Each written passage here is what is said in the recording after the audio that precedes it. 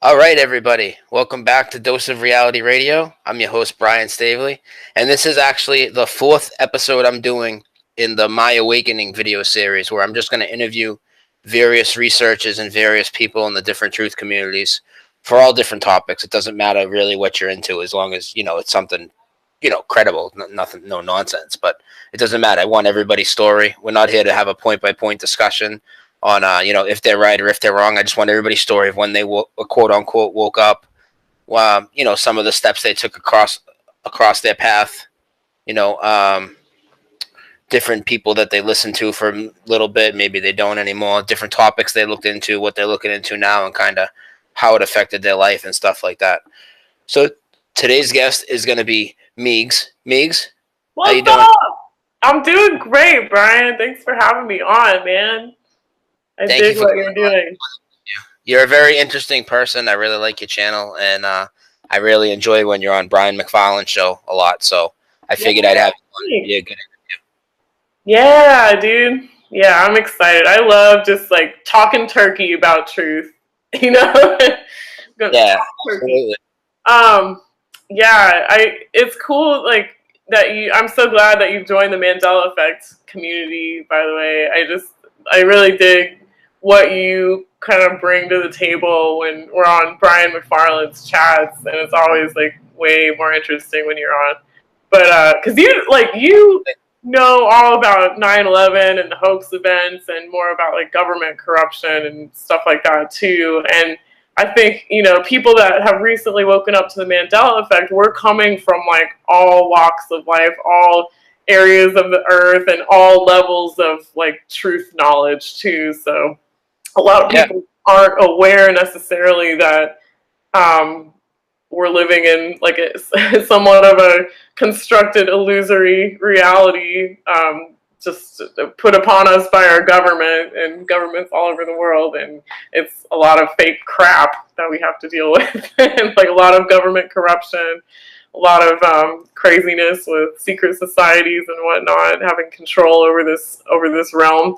So that, I mean, really that should have an effect on Mandela affected people too, because we have to view this world through the paradigm of, we're in this place where almost everything is a lie, that's put upon us by our government. So that has something to do with the Mandela effect, or at least we should be aware of that kind of stuff. But yeah. it's It's very interesting how people take very different paths to get to all these different topics, whether it's Mandela effect, flat Earth, 9/11, Apollo, vaccines, whatever it is you're into looking into.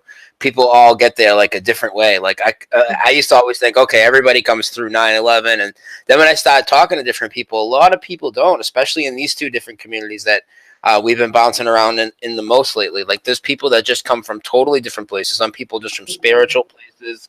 Some people just they've noticed things changing in their life, so it just kind of yeah, automatically woke them up to that. Some people, it's pretty crazy. So it's interesting to get everybody's story. What was the right. for you that really first thing for you that, because I know you look into other things like I'm sure you look into 9/11 and false flags and Flat Earth is crazy. trails and flat Earth and everything. What was the first thing that you really started? You decided, hey, I need to research this because what the media and what the government is telling me, not only in this case, but pretty much most of the time, if not all the time, is complete bull. Like, what was it for you that was that so-called wake-up moment? Oh What my topic? gosh. I have decided now, since it's been 2 years, I think about that from time to time. Like, what was the moment where I went from being like, tra la la la, nothing's wrong with this world. Like, I'm just going to chase after clothes and boys and money and whatever, like, what was the demarcation point for me? Like, sometimes I think about that, like, what was my waking up moment? I have decided for me it was, the moment when I was trying to get as healthy as I possibly could. I had just gotten an art studio in Chicago, and I was just having really low energy all the time. And I couldn't bring myself to paint. Like, I couldn't concentrate. Like, I couldn't. I was just had such low energy, and I was researching about the best water to drink. I was like, I'll start with the water. I'll research the best filters I can get for my water. And then I started finding like none of the filters actually do much. And then I started researching about fluoride. The thing about fluoride kept coming up. I was like, what's fluoride? Like, why is that? And I remember learning about that like 6 years previously. And when I saw a documentary about fluoride, I think it's called Fluoride Poison on Tap, and about how it is just we're just putting poison in our water, and the government is mandating it, and it's like banned in certain countries to have fluoride in the water because it's neurotoxic. It's hurting your brain, and so that led me to a whole just a crazy amount of other topics, you know, because I had so much time on my hands. I was like renting out an Airbnb at the time. That was my job, so I basically had full days, like months and months of full days to just do like hardcore research on. And so with the YouTube algorithms, you know, once you're looking at stuff on fluoride, it'll inevitably lead you to 9/11. And I saw the documentary called Anatomy of a Great Deception. And man, oh man, that totally blew my mind. It was with Bill Hooper. Yeah, Oh, okay. Bill Hooper. Oh my gosh, I must have seen that documentary like 30 times by now. Just like me watching it, memorizing it, showing it to other people. It is just it was mind-blowingly good information. It was put together in such a good way, just accessible to the average Joe.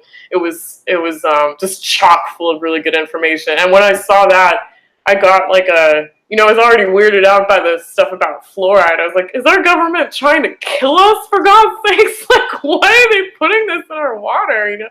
I was calling all my friends, freaking out. But the 9/11 documentary really sealed the deal. And it's funny because I remember watching in college like movies like Zeitgeist and Loose Change, but those didn't do it for me. Like those didn't get me there. Those didn't red pill me. And I think I was like caught up in the like they would mention like gematria and stuff like before people are ready to hear about it. And it's like, oh, you think like because there's like a 2 and a 3 and a 33 and this a news article that like this is happening, like come on, so I think there's definitely better documentaries out there than others, but for anyone watching this, if you want to wake up, I woke up my dad with this documentary. It was called Anatomy of a Great Deception, and I sat there and watched it with him after I actually went to my hometown from Chicago just to show this documentary to my family, because I was like, it had me like just in tears basically, because I kept watching people like jumping out of the windows for their dear life. I mean, well, it was not even for their dear life. I mean, they were jumping out of the windows to escape the heat of the fire, the like torturous heat of the fire. I mean, it was like the stay and be burned alive or jump out the window. And it's just like, man, I just sat there and cried for days. I was just like no expression, just unspeakably upset about what I had learned, and so I knew there was no going back after watching that and learning about that. Man, Wait, when was this? What year was this in? This was in 2016. Yes, the summer of 2016, like June. Oh, okay. So this is still pretty recent for you. Yeah. I had no idea about 9/11 before 2016, the summer of 2016. So it's still, I think when you first wake up to certain things, you get this like burst of passion and energy, to do something about it, to be like an activist about it, to change it if you can, or at least speak out about it, at least begin to do something. Or at the very least, not go back to sleep once you figure this stuff out. But it was a while before I started my YouTube channel. But I think I wanted to just research for like a couple months before I started putting anything out, online. Like I wanted to form some kind of Of course. a grounding for my opinion, but yeah, it was just like, Put yourself out there. So let me get this right. So this was in 2016, and then since then you've also discovered the Mandela effect and flat Earth, all in that 2 year oh, span. All it was topics. all in the same time period. It was all in the summer of Those are the three 2016. things. It, and I think it happened that way for a lot of people. Because when you wake up to the Mandela effect, like just the way the YouTube algorithms work. I mean, thank goodness they're working in our favor for now. They like lead us to other truth videos, but Yeah. um, Oh, the YouTube, autoplay is the best. it's awesome. I mean, that's how I got on to the topic of the Mandela effect. I think it was just from, you can go from fluoride to 9/11 to YouTube took me on a whole like truth journey down the rabbit hole. But yeah, 9/11 to flat Earth to false flag events, Sandy Hook, like whatever, whatever you want. YouTube's got it for you for now. But and then yeah, Mandela effect was like my last stop on the truth train for that summer. And actually then I started researching about like gang stalking and targeted individuals too, and that's like a whole other area of research that I'm passionate about. And there's going to be an event next month coming up, like the first annual Tea Day for like a march for targeted individuals and stuff. But that came a little bit later that I got into that. But yeah, with the Mandela effect, that was out of everything that I learned about. That was kind of the thing that pulled me in the most because Yeah. I mean, and a lot of people have different opinions about what's the most important truth, what's the most worthy truth to be active about and in exposing. Some people are really arrogant about their opinion on that as well. Right, absolutely. Maybe for me it's flat Earth, for you it's Mandela, and for the next guy it's 9/11, or flip it around any way you want. But you have to look at all of them. They're all important. They all tie Oh, together. totally. They are totally. It's like it's all equally important, and it all fits together in this weird puzzle. It all fits. It's all sort of goes along with the narrative of we've been lied to big time about our reality. And it's like we got a lot to sift through. We got a lot to unlearn. We have to now completely relearn the nature of our reality and the nature of our control structure. And so that's really hard and troubling for a lot of people. And a lot of people just want to give up, I imagine. And, or it's funny. I was listening to the channel SNQ AI, and they do a podcast together, him and this YouTuber named Chick. And they were talking about how even now, if people do wake up to certain truth related things, there's this culture of like being too cool to care. You know what I mean? Like it's like you come across so many people that like seem to they'll come across like, oh yeah, I researched that a long time ago with my stoner Oh friend. yeah. And like blah blah blah. It's like, oh, are you too cool to care that your reality is illusory? And like our government's like killing us. There's a silent war being waged on us right now, and Yeah, it's crazy that they don't care. Like, I understand when there's people that, let's just say, and I'm not one of them, because, I look at everything, as do you, and a lot of people, that's the type of people I'm actually trying to have on here the most, because you guys are the most interesting to me. But there are people that just look at one, but there are some people that are so immersed in one, they just haven't looked at the other, and that's fine. But if you are one of those people that haven't looked at the other, or you chose not to look at the other, don't mock it till you look into it, because you look like Exactly. Yeah, and that's a really good point. If we're in the truth community, like we should be the most open-minded we can possibly be without letting our brains fall completely out. But I mean, certainly there should be a sense of, just trust at some level. If somebody's saying something like they're having an experience with the Mandela effect, like you got to trust someone enough if they're in this community to give them the benefit of the doubt. And, but I've found And the channel called Quantum of Conscience talks about this too, that like people cannot, in the truth community, like they can't even give you the benefit of the doubt that you're experiencing what you're experiencing as far as the memory craziness, you know, with the Mandela effect. They won't even, they'll just still just completely write it off for some reason. Even after they admit it, even after you get them to answer the question, you know, the way it's always been. And then when they find out by looking it up, or you tell them, they'll say, "Oh no, I was wrong. It was always this." They'll just go Google it or Wikipedia it, and that's it. That's like people that, you know, you want to look into 9/11, they'll go to Snopes. 9/11 a conspiracy? No. Oh, Snopes said it wasn't a conspiracy. Oh, and right. So that's this proves that jet fuel melts buildings. So, you know, we're all set. Right. Right. It is absolutely ridiculous to me that more people don't just give the benefit of the doubt, even friends and family. Like, if you've never shown signs of being mentally ill, but you're talking about this thing where your memory, like somehow your memories are now totally different than, and they don't match up to this reality, and you can show them links, you can show them websites about it, like other people. We have residue. Game over. Yeah. Yeah, man, there's like a mountain of residue. Like, we got lead singers of bands singing songs the way they used to be that we remember, but it's never been. Like, exactly. Come on. Okay, even my shirt says false memories, then explain the residue. That's Brian McFarland's shirt. Nice. Awesome. I think people can get one if they want to advertise the Mandela effect to your friends and family and just be hated all the more because it triggers them or they don't understand it. But anyway, yeah, I don't get so many like smiles out in public when I wear this shirt. And also the NASA one that says nope instead of NASA. People just I kind of like get these weird looks like, why are you? I have people that come into my work, right? And they're like, I see multiple NASA shirts every week, right? This one guy comes in not the other day, it was a few weeks ago, because I think I might even told people once about this. This was like 3 weeks ago, maybe.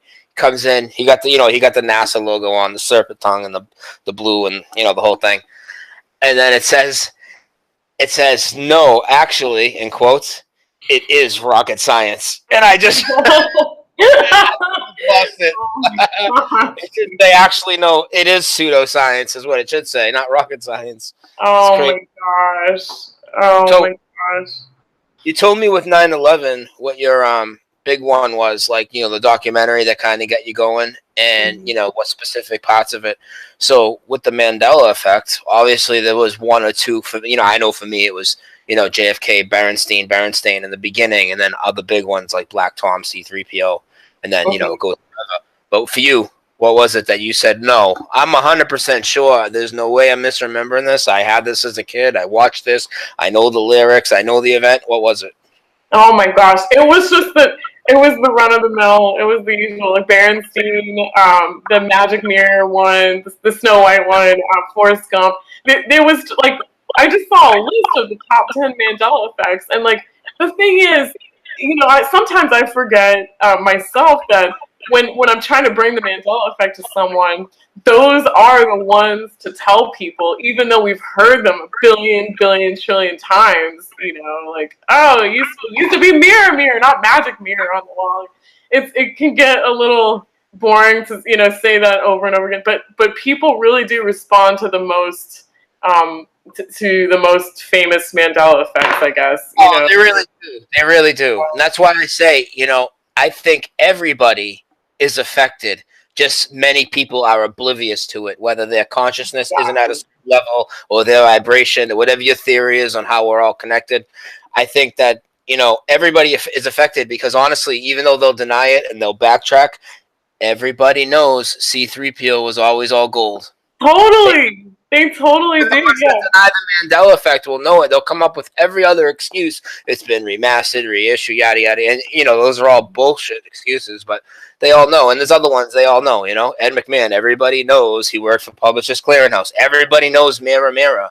Did you see that video that I just reposted it? It was somebody's video from like a year ago. You probably seen it because you're really into the YouTube videos for a while, I think. And it was they did in Australia. They hit the streets of Australia and they asked the people like a two-choice question, multiple choice, two choices for each question.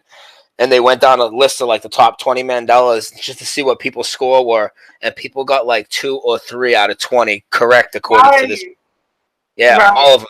Nobody got more than like 4 or 5 right.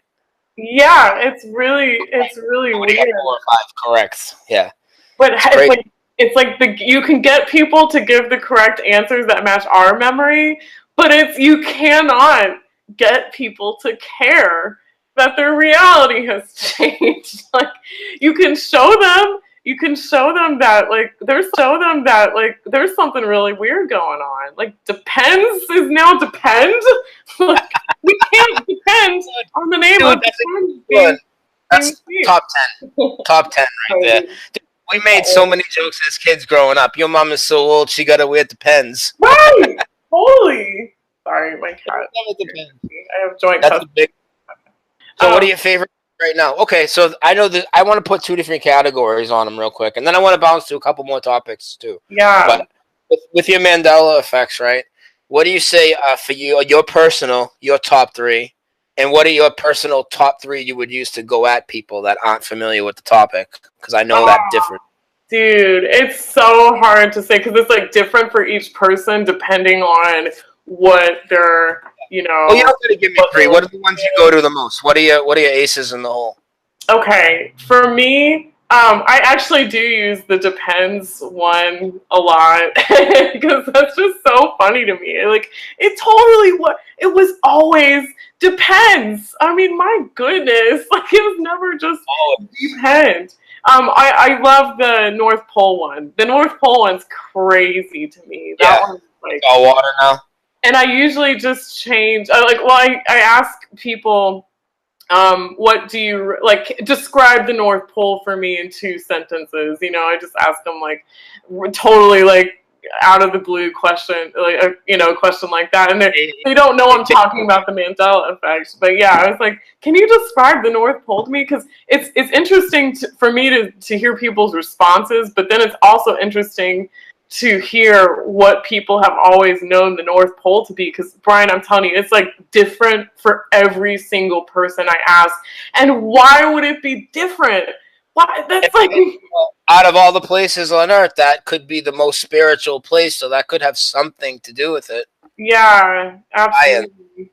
Why that place more variations than anywhere else? I mean, I don't know. I mean, I'm just it's speculation, but we have to speculate. That's how we make progression. Right. I do the Eli Whitney one a lot. I do the bone behind the eyes. I was like, do you guys ever? I do the kidneys. I do like, where's your? You like the anatomy ones. You like the anatomy ones. I love the anatomy ones because I went to art school and I took so much I took so many drawing classes. I had a skeleton even that I owned. I owned a couple anatomically correct skeletons, and I would like drive around with them in the car in like high school, and I had them at my art studio. I knew the skeleton like through and through and through, and I just can't believe that people always know there's who have been bone in your eye sockets. Like your eye sockets aren't hollow anymore. You can't do an ice pick lobotomy anymore properly, at least. It's crazy. Remember, I don't know if you know, but in boxing, like you're not allowed to kidney punch somebody because you could kill them. But now the kidney's protected. So now the kidney's protected. That whole thing doesn't even make any sense. Right. It's totally bizarre. I mean, there's so like Australia. Australia's the land down under, but now it's not even down under because New Zealand and South America and Africa are further south. It's absolutely nuts, man. And I used to live there too, and it totally wasn't. Like, I was looking with my friend at the time, we were going to teach English in Bali or whatever, and I was just, I have such a clear snapshot in my mind of Australia being so far away in the ocean.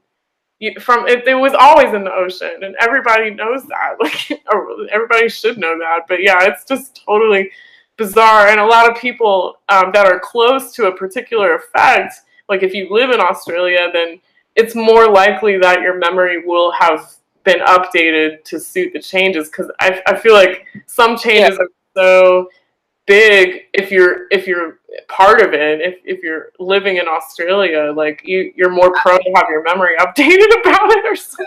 I don't think if you live anywhere where something is changing, it makes a lick of a difference. It's just, again, matters how in tune you are.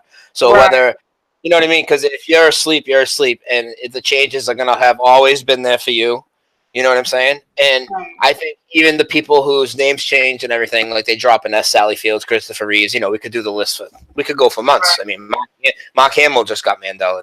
So you can just drop, yeah, you can drop the letters on the names, and for the most part, I think those people are oblivious to it. But I'll tell you what, Sinbad and Anthony Daniels, the guy that plays C-3PO, they are in on it. Oh, whatever it is, they are in on at least not. They're in on making us think we're crazy for realizing this. I don't know what they're in on and with who, but they're in on covering it up for sure.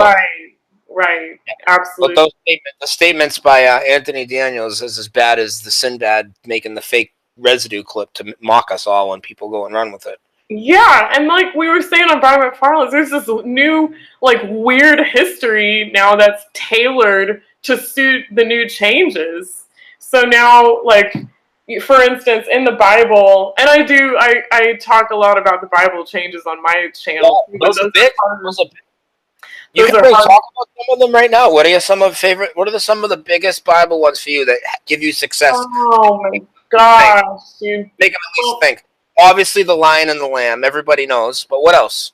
Yeah, there's so much. There's so many crazy changes about, like, bowels, loins, girdles, bonnets, like creepy stuff. A lot of nasty shit going on now, isn't there? There's a lot of, like, gushing bowels, yearning bowels, there's curious bowels.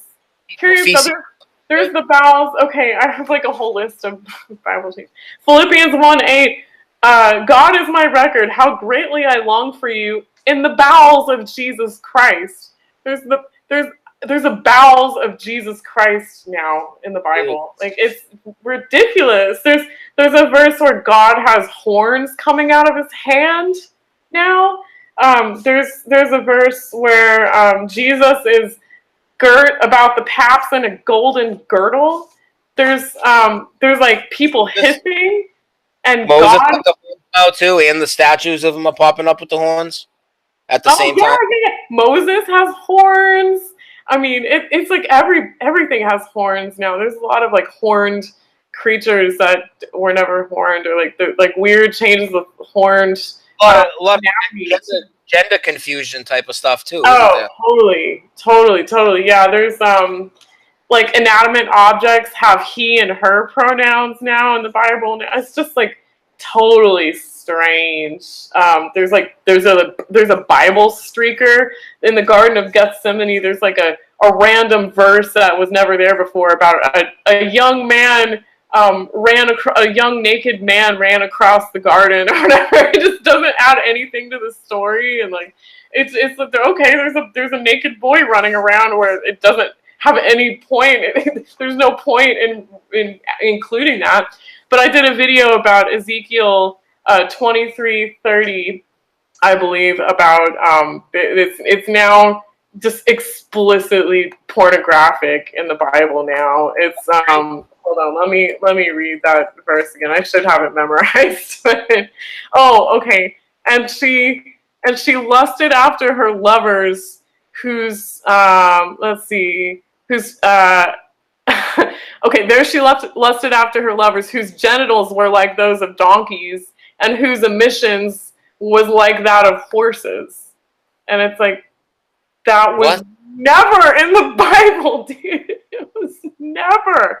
That kind of stuff, like, I mean, that's like a explicit pornographic image that you would get in your head. I mean, that was never. The only crazy stuff in the Bible, or the only vaguely sexual stuff, was in the Song of Solomon, where it was like it was just like it's poetry about like men and women and love and whatever. But it wasn't. It was still, like, written by a gentleman. Like, it was still written in a gentlemanly fashion. It was just like.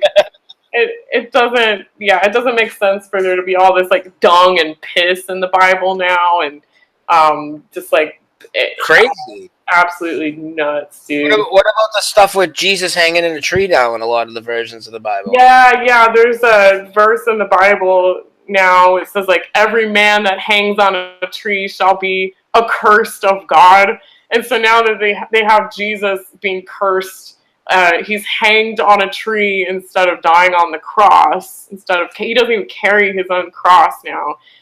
He's like hanged on a tree. And then now the craziest part with that is you can hear pastors talking about that as if it's always been like that. Like they're saying, oh yeah, like Jesus hanged on a tree for us. And I was like, when I was listening to a few pastors mention that in their sermons, because I also became Christian through finding out about the Mandela effect, because I could see it was attacking the Bible so much. The Mandela effect was really going after the Christian Bible, and it just really made me get closer to God, actually, but in a crazy way. It doesn't seem like that would make sense, but I could see that it was the Bible changes are really important for the Mandela effect.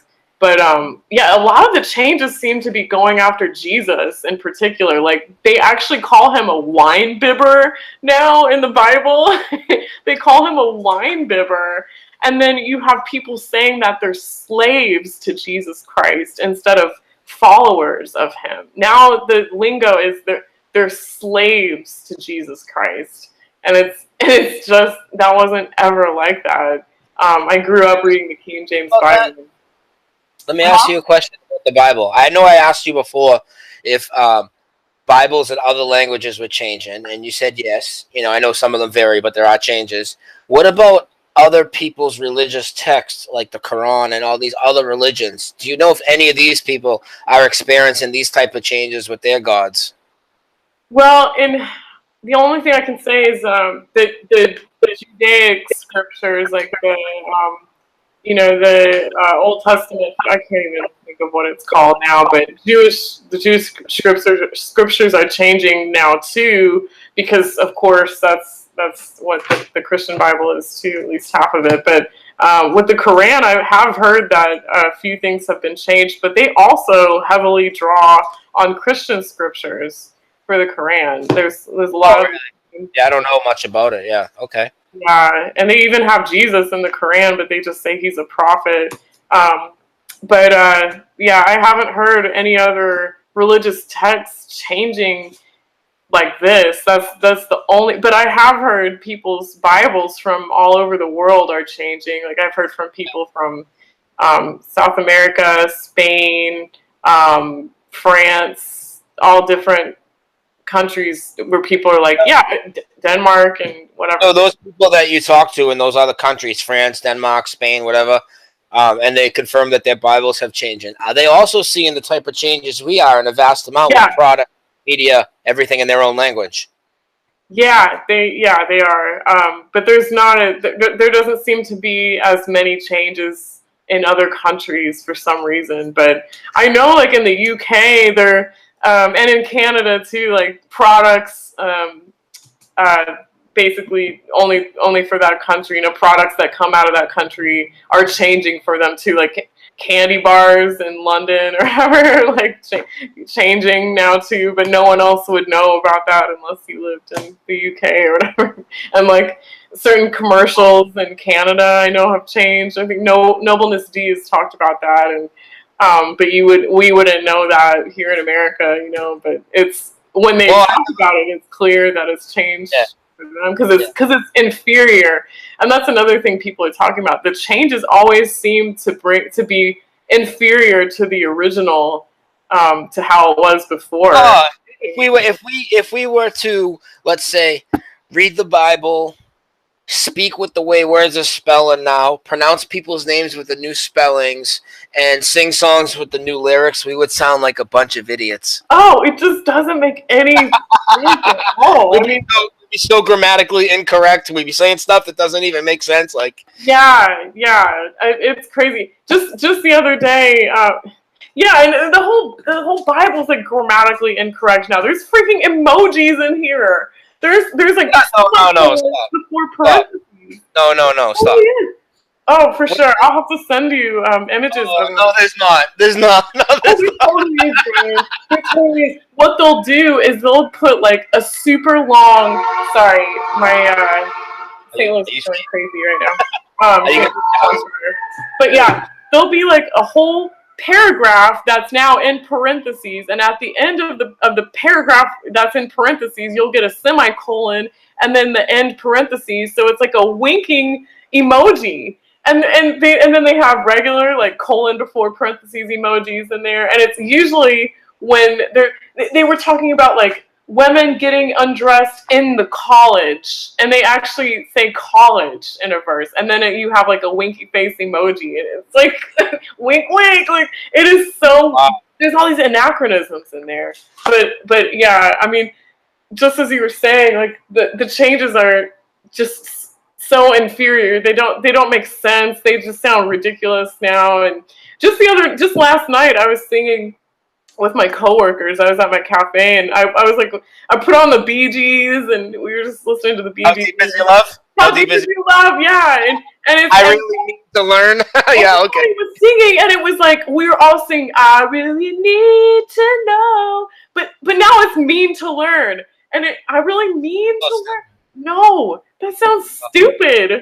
I mean to learn at some point. I'm putting it on my calendar. I mean to do it. It's like, no, I need to know. I need to know how deep your love is.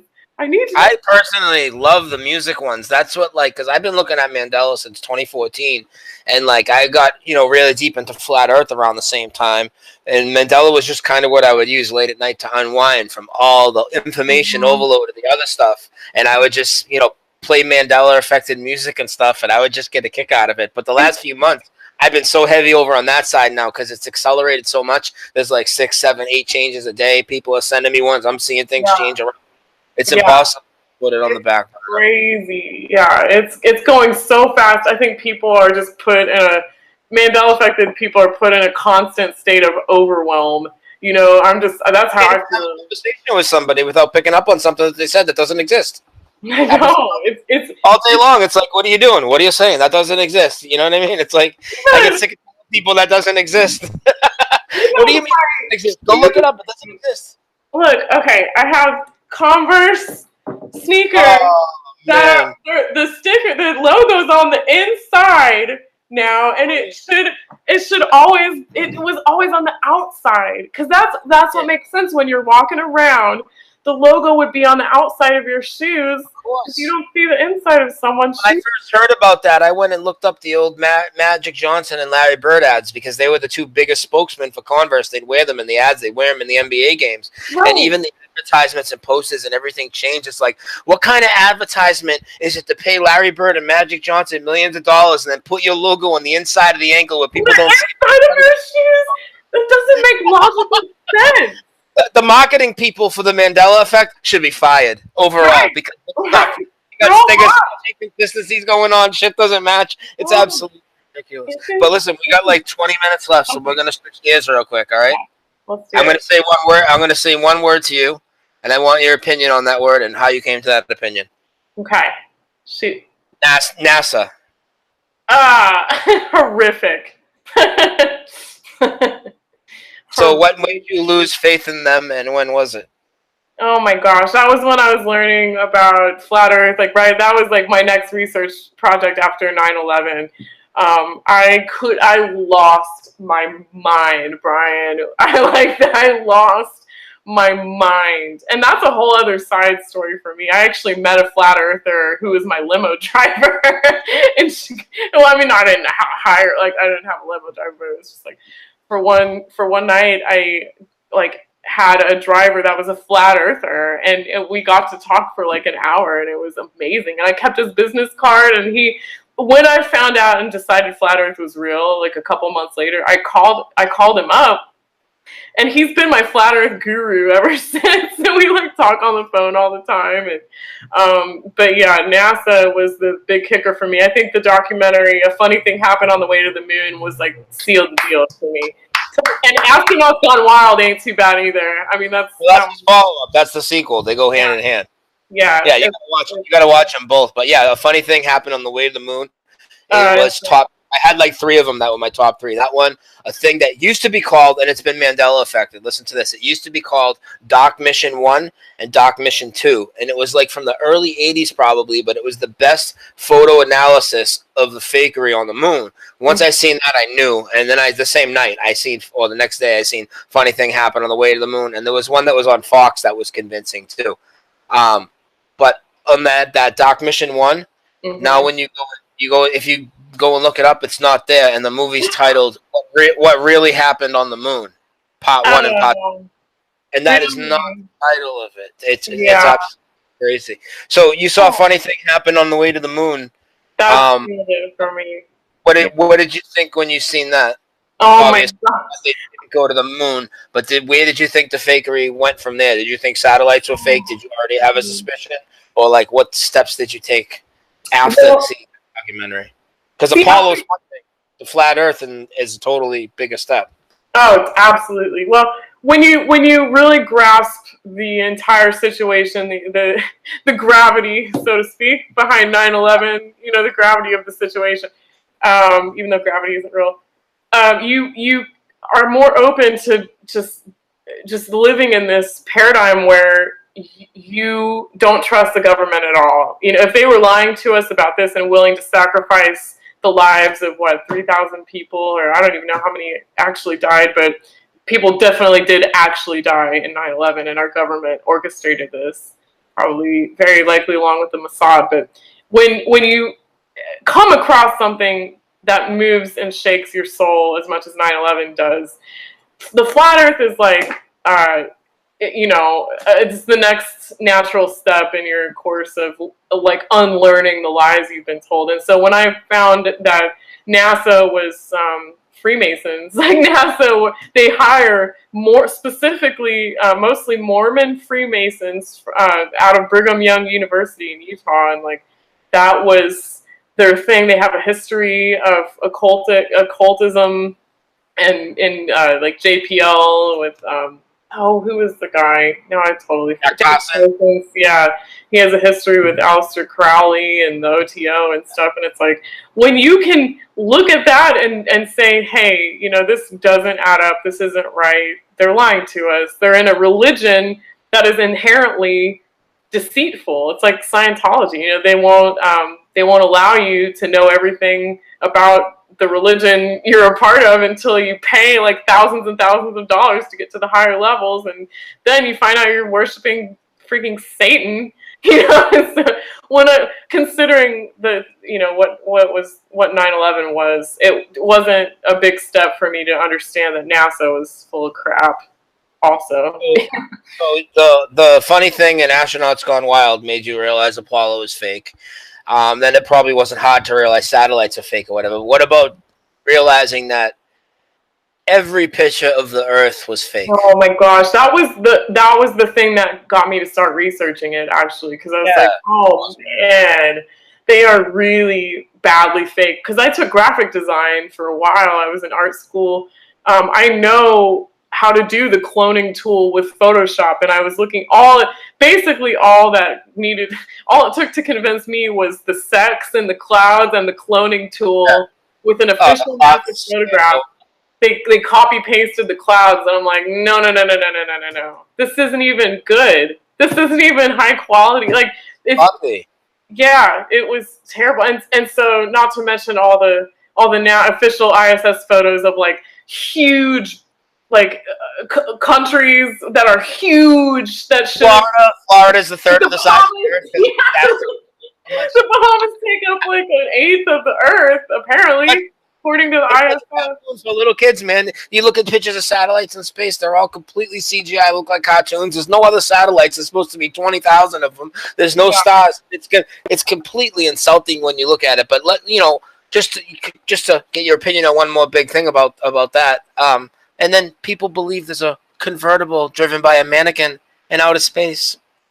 It is horrifying. I mean, it's horrifying because I know that I would have accepted that too if I didn't know about anything else, because it's like when you're in your rat race, your day-to-day rat race that the system forces you to be in, what do you have to care about besides the pleasures of life that will just get you through the day?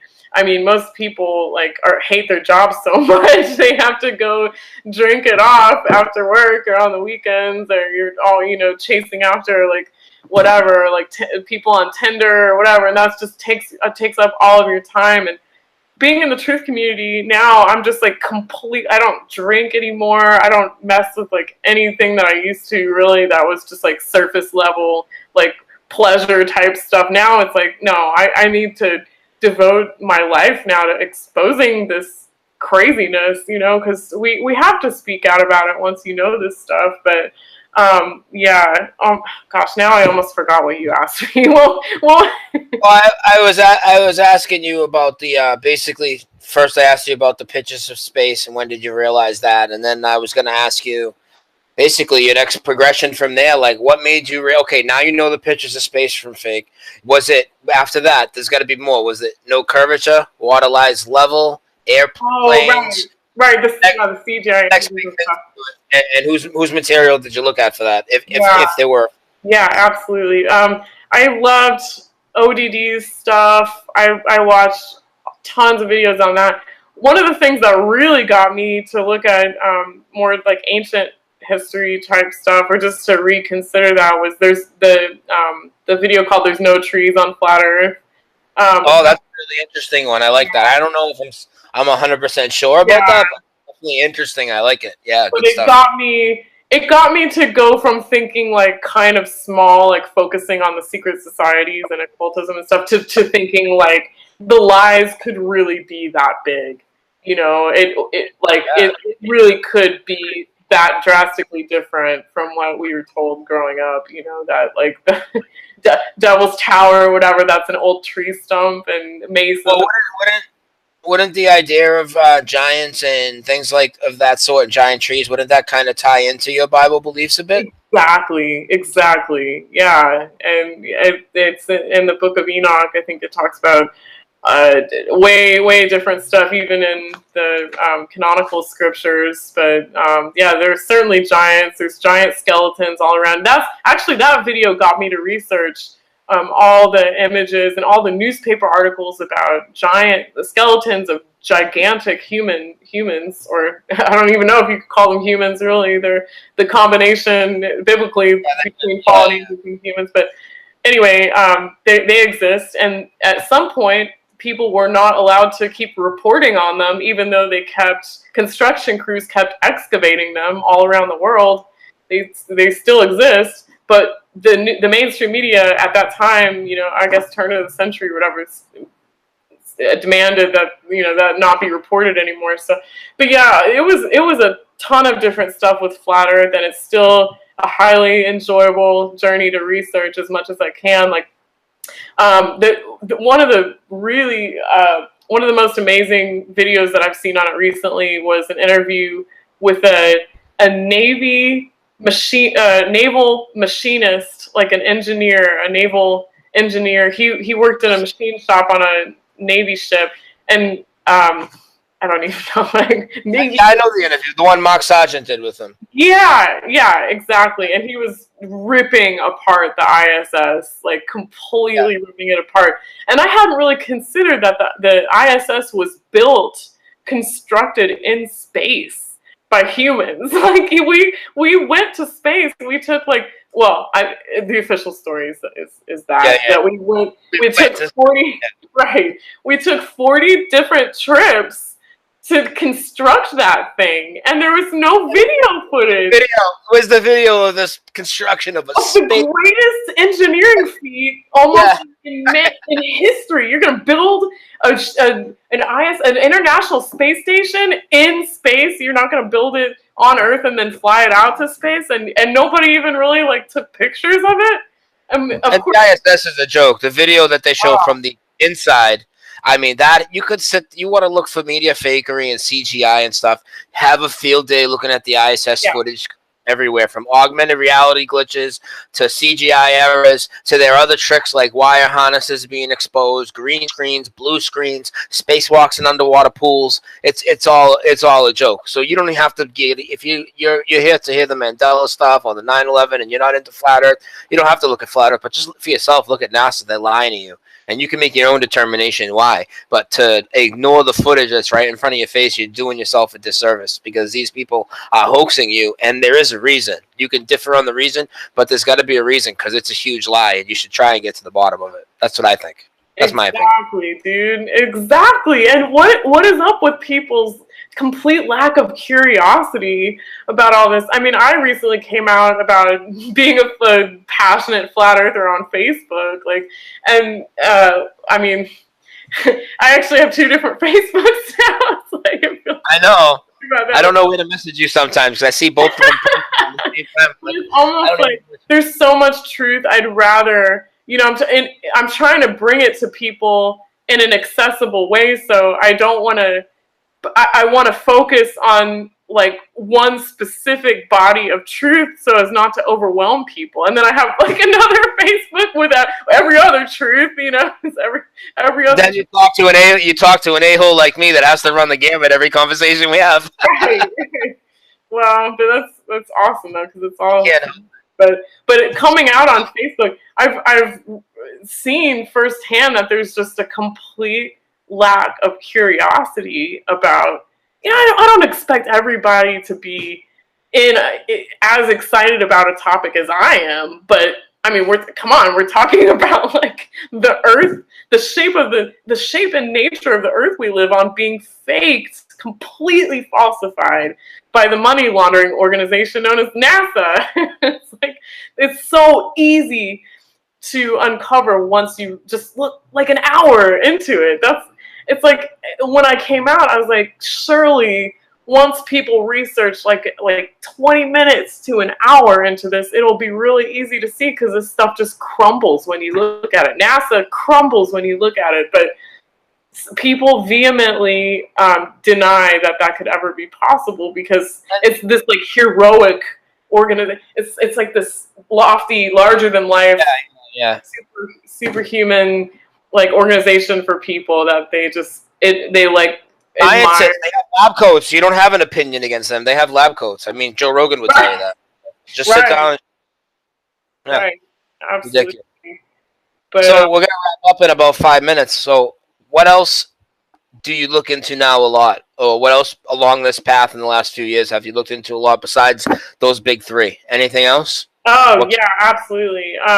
The topic of organized child trafficking and satanic ritual abuse and MK Ultra monarch programming has been huge, unbelievably important research for me. And I've actually tried to be as active about that as I can, and helped house a victim for a couple months here who was a victim of MK Ultra abuse even as a child. And it was just horrific to see that's not only are people involved in societies like Freemasonry and Skull and Bones and stuff, not only are they lying to us and laughing about it, lying to us about hoaxed events and the shape of the Earth we live on, they're also highly involved in organized pedophilia, and this is important to their religion. And so that was the point where I think that was the hardest thing for me to come across. I was researching stuff like the Franklin cover-up, Franklin Credit Union scandal, the Hampstead cover-up, the McMartin preschool case, all these instances of organized child sex trafficking and like just really ugly stuff about that. So, and Ted Gunderson has done a lot of work to expose that kind of stuff. And although a lot of people are saying that he was always CIA through the whole thing, so it gets confusing. But the other thing I've been researching is targeted individuals of organized gang stalking, and that's a mouthful.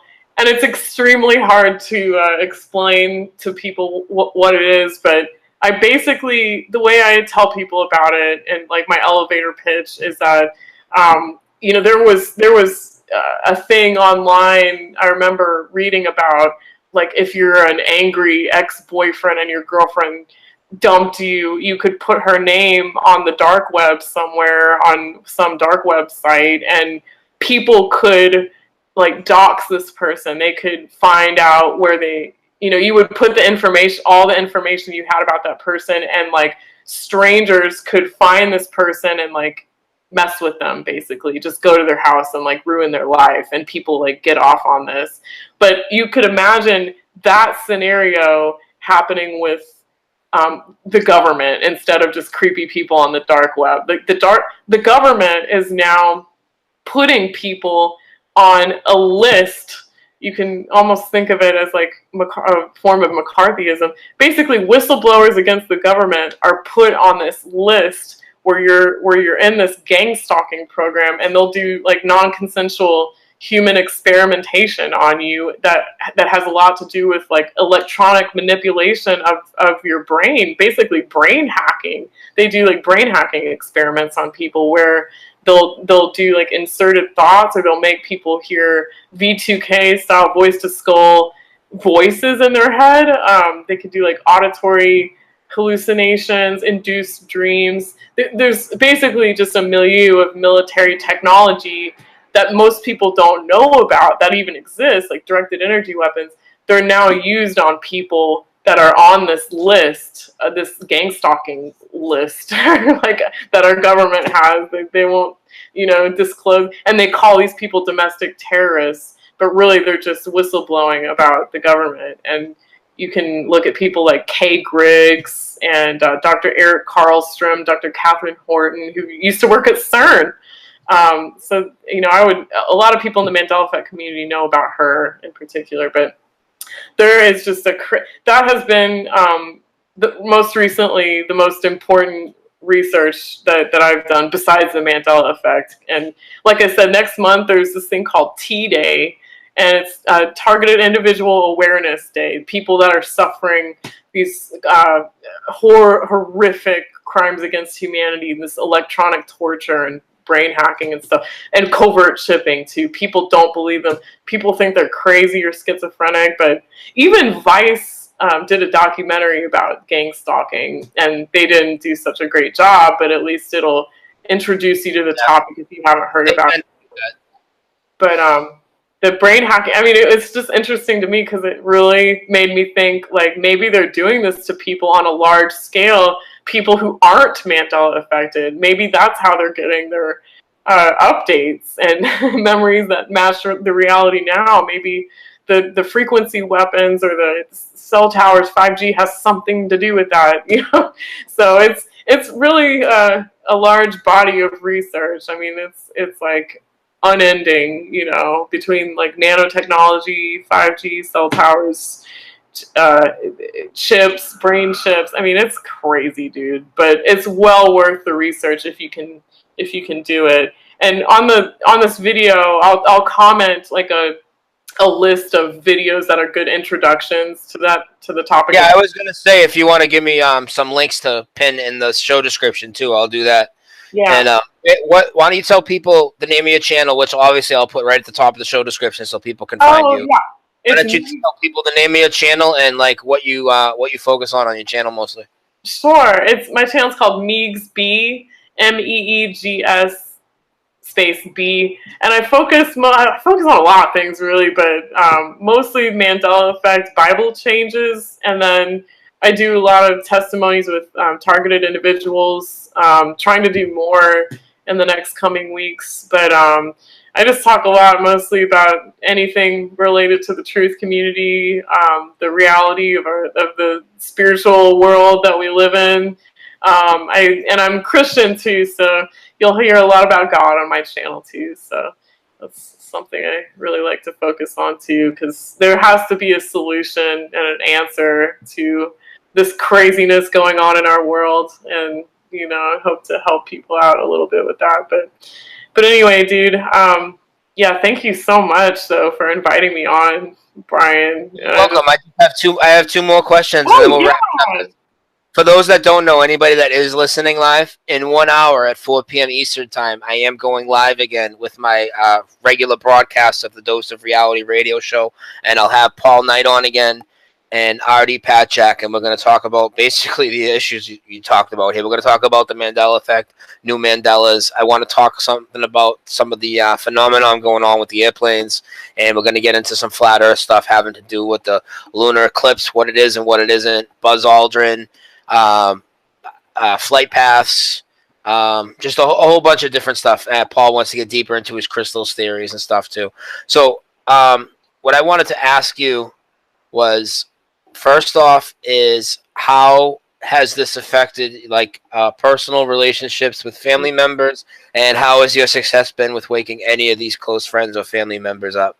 Okay, I lost almost everybody that was in my life before, but it was kind of this really interesting transformation in my life. You know, I now have like a new truth family, and I just went to the Mandela effect conference recently and met a whole bunch of people that I had only known online. So I'm like, you know, I'm just like overjoyed that, you know, people that I have new people in my life basically. But yeah, I lost a boyfriend. I lost like most of my core.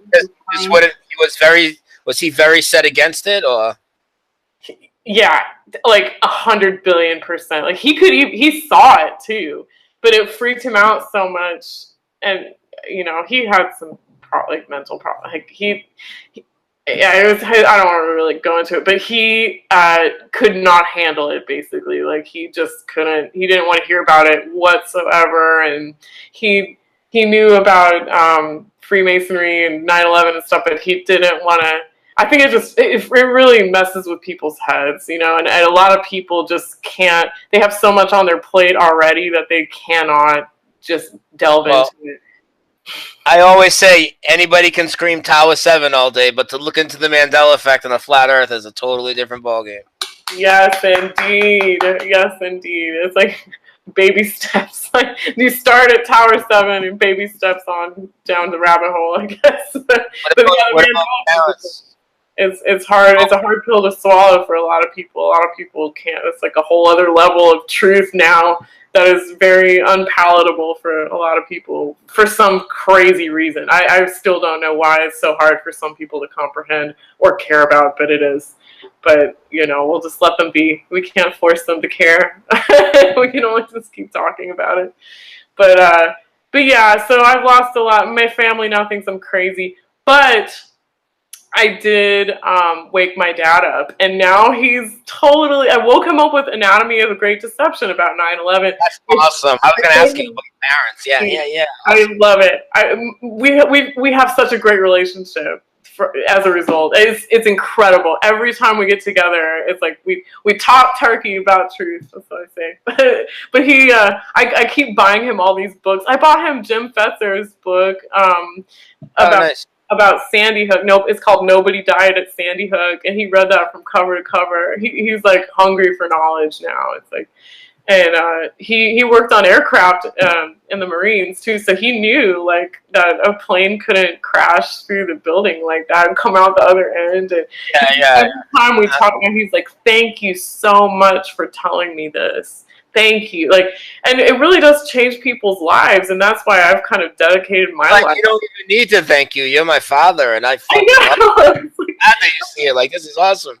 Right. So, I mean, at least, you know, you lose a few folks if you're passionate about truth, but you do gain a much better relationship with certain people, and then you gain whole new people from around the world if you have a channel too, and you're outspoken. And it's just been a real blessing in my life, I'll say, although it does feel I do feel the pain from it sometimes. You know, it's very isolating to be this outspoken about certain things, because even in the truth community, not everybody agrees about everything, and not everybody has to, of course, but it still can be somewhat isolating. But, you know, I try to just take on the attitude like, we're all in this together, man. You know, like we can't shut up. You know, we're all in this together. We're all on the same team, no matter if we have different opinions about certain things. And you know, we can't shut up.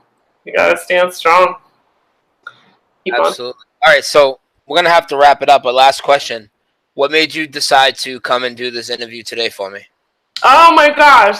Dude, you're just awesome. And I just love your style. Like we've been on a couple of different chats with Brian on Brian McFarland's channel, and you're just like whip smart, and you notice like subtle things about the Mandela effect and connect it to things that are happening in the world too, with how the control structure works and stuff. And it's just like, man, this guy's like on it, you know. And you're just super passionate about the Mandela effect now too. Like you post about it all the time, and you make videos. You bring a lot to the table in the Mandela effect community. So I was like, heck yeah, I'm gonna come on. But it's cool too that you're letting people give their testimonies too, because that's honestly how I learned the most about the Mandela effect, from hearing people just talk about it. You know, like I don't even care about presentations of all the effects. I just want to hear how people are dealing with it, what they're seeing. Yeah. You know? Yeah, that's why I put these on their own little playlist, so and keep them short. So people hear one, they might want to hear another, and then different parts of people's stories will resonate with people. And some people they'll be like my buddy James, who's my co-host. Him for the second interview. Obviously, he's been through a lot of the same road as me. We've been doing radio together for 8 years, so we look at a lot of the same topics. But Paul was vastly different. He went through like the 7/7 bombings, Madrid, and then into flat Earth. And you went through what you talked about today, and I interviewed Gloria, and she went through a lot of those other topics, and then into the Mandela effect really deep. So everybody's was really different, and I already have other people planned. I was going to do somebody else today, but we'll probably do him in the next couple days. And yeah, I think it's a good idea, because I have my other shows that are real in depth, like today at 4 p.m. Eastern. When we go live, we're going to talk about in depth into all these topics, but I'll do these separately, where people, like, even some of your opinions, I might not agree with all of them, but I didn't like stop you, and we're not here to debate. I want your story, Right. And thanks, man. Like I really appreciate you giving me a platform to talk about all these things together, because I feel like not a lot of people, like the Mandela affected people, don't usually want to talk about flat Earth. The flat Earth people like really don't get the Mandela effect. So it's really cool to have someone that's so open about connecting them. Because they both. That's what I'm trying to do. So. That's what I'm trying to do, and that's why I talk about both topics on most of my shows. Some of them are more heavy towards the other, but I try and make the connections, and that's why when I'm in, I don't do it to take people away from a topic, but when I'm in a flat Earth video chat room and somebody mentions the Mandela effect, I'll go back and forth with people for a while and try and get them to think. Same thing when I'm in the Mandela chats or the Mandela groups. Somebody brings up Apollo or flat Earth or NASA, then I'm gonna write. I'm gonna. Yeah, but I just think more people need to be open-minded like that. I don't know it all. You don't know it all. Tom, Dick, and Harry don't know it all. But how would we figure it out if we don't put our ideas together? And the other thing with these interviews is, specifically with the Mandela effect, we never know when our reality and our history is going to change. Let's document what we can. Will our videos change? I don't know. They could. I know people's photographs have changed. We know this. Will our videos of these conversations change and go away or be altered? I don't know, but we should at least document them and at least everybody tell each other these stories so we can store it here, even if not on our computers. Come on, dude. That's what I think too. And I hope you keep doing what you're doing, because like we need you in the Mandela community. Like, we need you to stay. But and just the last thing I'll say. Yeah, go ahead. I'm going to put out a video pretty soon about the next Mandela Effect conference. I have another person that's interested in putting it on in St. Louis in March. So be on the lookout next couple days, maybe on my channel, for information about that. But I hope lots of people come. We had a pretty good turnout at the last one, even though it was only 12 people, but it was a good experience. So hopefully we can get another one going. So that's awesome. So everybody, make sure you subscribe to Meegs' channel. Meegs, of course, if you want to mirror it and put it on your channel, that would be awesome. So more people interview, because I know you have a lot of subs. So if you want to just take the video and throw it up there, that's awesome too. Absolutely, man. Cool, What dude. else am I gonna say? I think that's it. We're gonna wrap it up because I have to get off and get ready for the next show. I gotta eat something real quick in between. So everybody that's here, thank you for listening. This, even though it's the 4th video in the series, this is the first one that's really been full video. I figured out how to get it working. And by the way, we do have a phone line for the regular show at 4 o'clock. If anybody wants to call in, it's 978-435-0062. But of course, we'll say that on the next show. So to hear more of these interviews, just go to my channel, Brian S. Staveley on YouTube. Obviously, the links will be in here. If you're watching the video, it'll link you back there unless you're watching a mirror, obviously. Go to the My Awakening playlist. That's where these videos are. All the rest of my shows, like 50 videos, are on the Dose of Reality radio playlist. They'll be the first 2 ones when you get to the channel. You'll see it. And thanks again, Meegs. I really appreciate it. And I will talk to you after, okay? All right. Thanks again, Brian. Thanks, everybody, for watching. See you later. Awesome. Bye.